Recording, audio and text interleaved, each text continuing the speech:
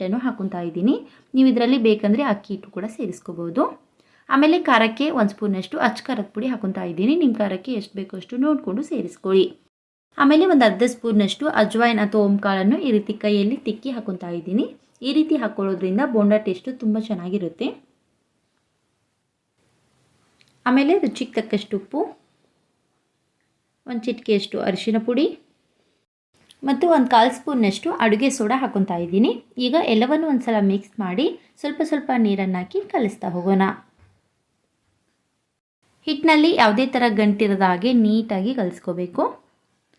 ಕಲಿಸುವಾಗ ಒಂದೇ ಸಲಕ್ಕೆ ನೀವು ಜಾಸ್ತಿ ನೀರು ಸೇರಿಸ್ಕೋಬೇಡಿ. ಜಾಸ್ತಿ ನೀರು ಒಂದೇ ಸಲಕ್ಕೆ ಸೇರಿಸ್ಕೊಂಡ್ಬಿಟ್ರೆ ಹಿಟ್ಟು ತೆಳ್ಳಗಾಗುತ್ತೆ. ಹಿಟ್ಟು ತೆಳ್ಳಗಾದರೆ ಬಜ್ಜಿ ಅಷ್ಟು ಚೆನ್ನಾಗಿ ಬರೋದಿಲ್ಲ. ಹಾಗಾಗಿ ಸ್ವಲ್ಪ ಸ್ವಲ್ಪ ನೀರನ್ನು ಹಾಕಿ ಹಿಟ್ಟನ್ನು ಕಲಸಿಟ್ಕೊಳ್ಳಿ. ನೀವು ಕಲಿಸ್ತಾ ಹೋದಂತೆ ನಿಮಗೆ ಗೊತ್ತಾಗುತ್ತೆ ಹಿಟ್ಟು ಯಾವ ರೀತಿ ಇರಬೇಕಂತೇಳಿ. ನೋಡಿ, ಹಿಟ್ಟು ಈ ರೀತಿ ಪೂರ್ತಿ ಗಟ್ಟಿ ಇರಬಾರ್ದು, ಸ್ವಲ್ಪ ತೆಳ್ಳಗೆ ಇರಬೇಕು. ಹಾಗಾಗಿ ನಾನು ಇನ್ನೂ ಸ್ವಲ್ಪ ಸ್ವಲ್ಪ ನೀರನ್ನು ಹಾಕಿ ಮಿಕ್ಸ್ ಮಾಡ್ಕೊತಾ ಇದ್ದೀನಿ.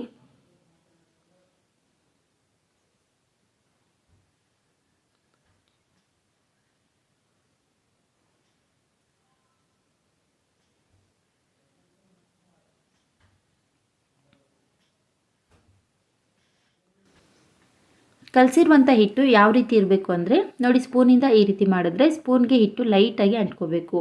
ಆ ರೀತಿ ಇದ್ದರೆ ಪರ್ಫೆಕ್ಟ್ ಆದಂಥ ಹಿಟ್ಟು ರೆಡಿಯಾಗಿದೆ ಅಂತ ಅರ್ಥ. ನಿಮಗೆ ಹಿಟ್ಟು ಇನ್ನೂ ಜಾಸ್ತಿನೇ ಗಟ್ಟಿ ಅನ್ನಿಸ್ತಾ ಇದ್ದರೆ ಇನ್ನೂ ಸ್ವಲ್ಪ ನೀರನ್ನು ಹಾಕಿ ಮಿಕ್ಸ್ ಮಾಡ್ಕೊಳ್ಳಿ. ನೋಡಿ, ಪರ್ಫೆಕ್ಟ್ ಆದಂಥ ಹದದಲ್ಲಿ ಹಿಟ್ಟು ರೆಡಿಯಾಗಿದೆ. ಈಗ ಕೊನೆಯಲ್ಲಿ ನಾನು ಒಂದು ಸ್ವಲ್ಪ ಫ್ರೆಶ್ ಆಗಿರುವಂಥ ಕೊತ್ತಂಬರಿ ಸೊಪ್ಪನ್ನು ಕಟ್ ಮಾಡಿ ಹಾಕೊತಾ ಇದ್ದೀನಿ. ಈಗ ಮತ್ತೊಮ್ಮೆ ಎಲ್ಲವನ್ನು ಚೆನ್ನಾಗಿ ಮಿಕ್ಸ್ ಮಾಡ್ಕೊಳ್ಳೋಣ.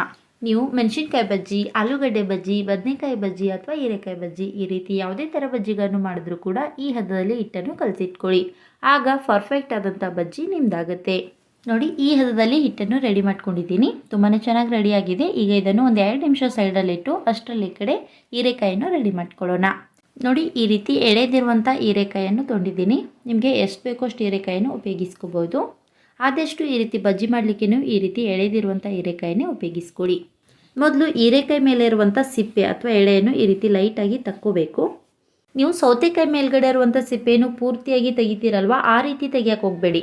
ಈ ರೀತಿ ಮೇಲ್ಗಡೆ ಇರುವಂಥ ಎಳೆಯನ್ನು ಮಾತ್ರ ಲೈಟಾಗಿ ತಕ್ಕೊಳ್ಳಿ.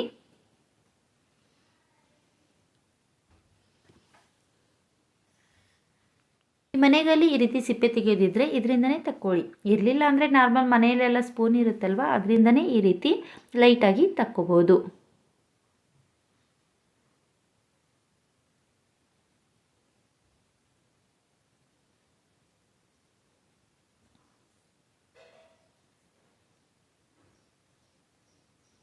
ನೋಡಿ, ಈ ರೀತಿ ಎಲ್ಲವನ್ನು ತೆಗೆದಾದ್ಮೇಲೆ ಒಂದ್ಸಲ ನೀರಿನಲ್ಲಿ ಚೆನ್ನಾಗಿ ತೊಳೆದು ಈಗ ಕಟ್ ಮಾಡ್ಕೊಳ್ಳೋಣ. ಜಾಸ್ತಿ ತೆಳ್ಳನೂ ಇರಬಾರ್ದು, ಜಾಸ್ತಿ ದಪ್ಪನೂ ಇರಬಾರ್ದು. ಹಾಗಾಗಿ ನೋಡಿಕೊಂಡು ಈ ರೀತಿ ಮೀಡಿಯಮ್ ಸೈಜ್ನಲ್ಲಿ ರೌಂಡ್ ರೌಂಡಾಗಿ ಕಟ್ ಮಾಡ್ಕೊಳ್ಳಿ.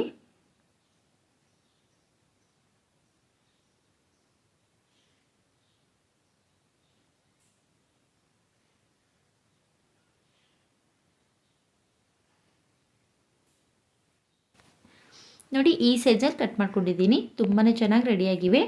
ಈಗ ಇವುಗಳನ್ನು ಹಿಟ್ಟಿನಲ್ಲಿ ಒಂದೊಂದಾಗದ್ದಿ ಕಾದಿರುವಂಥ ಎಣ್ಣೆಯಲ್ಲಿ ಹಾಕಿ ಫ್ರೈ ಮಾಡ್ಕೊಳ್ಳೋಣ. ನೋಡಿ, ಹೀರೆಕಾಯಿ ಪೀಸಸನ್ನು ಈ ರೀತಿ ಹಿಟ್ಟಿನಲ್ಲಿ ಅದ್ದಾಗ ಹೀರೆಕಾಯಿಗೆ ಹಿಟ್ಟು ಚೆನ್ನಾಗಿ ಹತ್ತಬೇಕು. ಆಗ ನಮಗೆ ಹಿಟ್ಟು ಪರ್ಫೆಕ್ಟ್ ಆದಂಥ ಹದದಲ್ಲಿ ರೆಡಿಯಾಗಿದೆ ಅಂತ ಅರ್ಥ. ನೋಡಿ, ತುಂಬಾ ಚೆನ್ನಾಗಿ ರೆಡಿಯಾಗಿದೆ. ಈಗ ಫ್ರೈ ಮಾಡೋದು ಹೇಗೆ ಅಂತ ನೋಡ್ಕೊಳ್ಳೋಣ. ಈ ಕಡೆ ಗ್ಯಾಸ್ ಮೇಲೆ ಒಂದು ಕಡಾಯಿ ಇಟ್ಟು ಅದರಲ್ಲಿ ಕರಿಯಲು ಎಣ್ಣೆಯನ್ನು ಹಾಕಿ ಬಿಸಿ ಮಾಡ್ಕೊತಾ ಇದ್ದೀನಿ. ಎಣ್ಣೆ ಚೆನ್ನಾಗಿ ಬಿಸಿ ಆದಮೇಲೆ ಫ್ರೈ ಮಾಡ್ಕೋಬೇಕು. ಈಗ ಮೊದಲು ಬಿಸಿಯಾಗಿದೆ ಅಲ್ವಂತ ಚೆಕ್ ಮಾಡ್ಕೊಳ್ಳೋಣ. ನೋಡಿ, ಕಾದಿರುವಂಥ ಎಣ್ಣೆಗೆ ಸ್ವಲ್ಪ ಹಿಟ್ಟನ್ನು ಹಾಕಿದಾಗ ಈ ರೀತಿ ತಕ್ಷಣವೇ ಮೇಲೆ ಬಂದರೆ ಎಣ್ಣೆ ಚೆನ್ನಾಗಿ ಬಿಸಿಯಾಗಿದೆ ಅಂತ ಅರ್ಥ. ಈ ರೀತಿ ಎಣ್ಣೆ ಚೆನ್ನಾಗಿ ಬಿಸಿ ಆದಮೇಲೆ ಈಗ ಕಟ್ ಮಾಡುವಂಥ ಹೀರೆಕಾಯಿ ಪೀಸಸನ್ನು ಫ್ರೈ ಮಾಡಲಿಕ್ಕೆ ಎಷ್ಟು ಬೇಕೋ ಅಷ್ಟನ್ನು ಈ ರೀತಿ ಹಿಟ್ಟಿನಲ್ಲಿ ಹಾಕಿ ಒಂದೊಂದಾಗಿ ಹಿಟ್ಟಿನಲ್ಲಿ ಅದ್ಬಿಟ್ಟು ಕಾದಿರುವಂಥ ಎಣ್ಣೆಯಲ್ಲಿ ಒಂದೊಂದಾಗಿ ನಿಧಾನಕ್ಕೆ ಬಿಡ್ತಾ ಹೋಗೋಣ.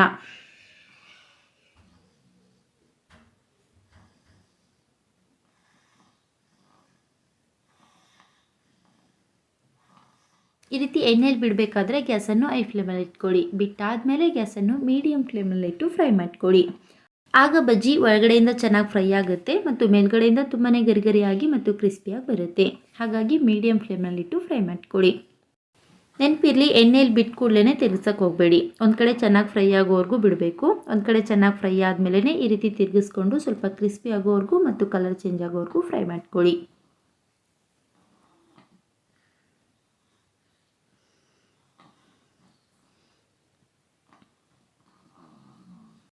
ನೋಡಿ ತುಂಬಾ ಗರಿಗರಿಯಾಗಿ ಮತ್ತು ಅಷ್ಟೇ ಕ್ರಿಸ್ಪಿಯಾಗಿ ಹೀರೆಕಾಯಿ ಬಜ್ಜಿ ಈಗ ರೆಡಿಯಾಗಿವೆ. ಈಗ ಇವುಗಳನ್ನು ಒಂದು ಪ್ಲೇಟ್ನಲ್ಲಿ ತಗೊಳ್ಳೋಣ. ಇದೇ ರೀತಿ ನಿಮ್ಗೆ ಎಷ್ಟು ಬೇಕೋ ಅಷ್ಟನ್ನು ಫ್ರೈ ಮಾಡಿ ಆದಷ್ಟು ಬಿಸಿ ಬಿಸಿ ಇರುವಾಗ ಸರ್ವ್ ಮಾಡಿದ್ರೆ ತುಂಬಾ ರುಚಿಯಾಗಿರುತ್ತೆ. ಇವುಗಳನ್ನು ನೀವು ಕಾಯಿ ಚಟ್ನಿ ಜೊತೆ ಕೂಡ ಸರ್ವ್ ಮಾಡ್ಕೋಬೋದು ಅಥವಾ ಸಾಯಂಕಾಲ ಟೀ ಜೊತೆ ಹಾಗೆ ಸರ್ವ್ ಮಾಡಿದ್ರೂ ಕೂಡ ತುಂಬಾ ರುಚಿಯಾಗಿರುತ್ತೆ. ನೋಡಿದ್ರಲ್ವಾ ಫ್ರೆಂಡ್ಸ್, ತುಂಬಾ ಗರಿಗರಿಯಾದ ಮತ್ತು ಕ್ರಿಸ್ಪಿ ಆದಂಥ ಹೀರೆಕಾಯಿ ಬಜ್ಜಿಯನ್ನು ತುಂಬಾ ಸುಲಭವಾಗಿ